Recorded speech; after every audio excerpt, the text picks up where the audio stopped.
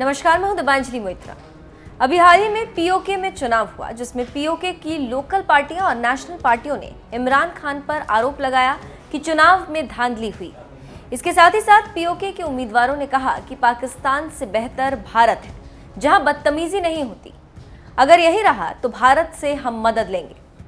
उसी के बाद इमरान खान की पार्टी मामूली बढ़त के साथ सरकार बनाने में कामयाब रही। उसके बाद भारत ने इस चुनाव पर प्रतिक्रिया दी और भारत ने दुश्मन पाकिस्तान को खरी खोटी सुनाई।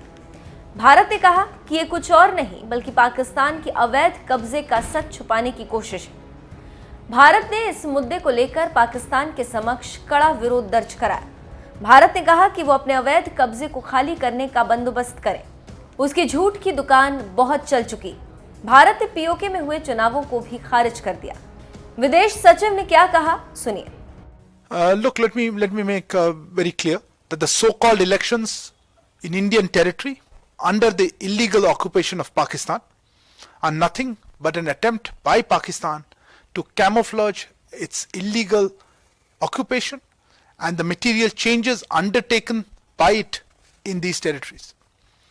India has lodged a strong protest with the Pakistani authorities on this cosmetic exercise, which has been protested and rejected by the local people.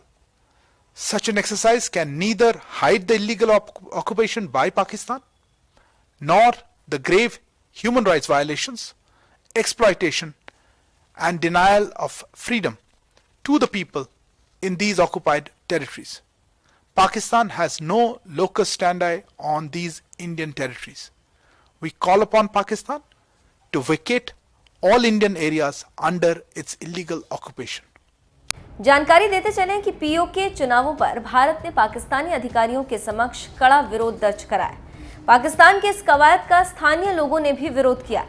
Bharat ने पाक अधिकारी के सामने गुस्से का इजहार करते हुए कहा कि इस तरह का कार्य न तो पाक के लिए ठीक है, न ही पीओके की जनता के लिए। दुनिया के सामने पाक अपने अवैध कब्जे के सच को छिपा नहीं सकता और न ही अवैध कब्जे वाले क्षेत्रों में उसके मानवाधिकारों के गंभीर हनन कर सकता। शोषण और लोगों को स्वतंत्रता से वंचित करने के खूंखार कृत्य पर पर्दा नहीं डाल सकते। पहले की तरह ही भारत ने जम्मू कश्मीर का किसी भी रूप में जिक्र किए जाने को सिरे से खारिज कर दिया। केंद्र शासित प्रदेश जम्मू कश्मीर और लद्दाख भारत का अभिन्न हिस्सा रहे और रहेंगे। इसमें किसी तरह का बदलाव नहीं।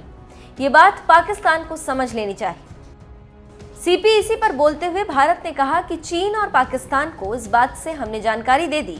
सीपीईसी भारत की जमीन पर हम पाकिस्तान के अवैध रूप से कब्जे वाले पीओके में अन्य देशों की यथास्थिति को बदलने के किसी भी प्रयास का विरोध करते हैं। साथ ही पाकिस्तान की ओर से अवैध कब्जे वाले भारतीय क्षेत्रों में किसी भी भौतिक परिवर्तन का भी विरोध करते हैं। तो आप समझ सकते हैं कि भारत ने कितनी कड़ी प्रतिक्रिया दी।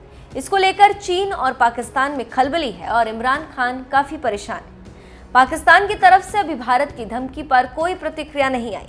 देखना होगा कि इस पर पाकिस्तान क्या कहता है।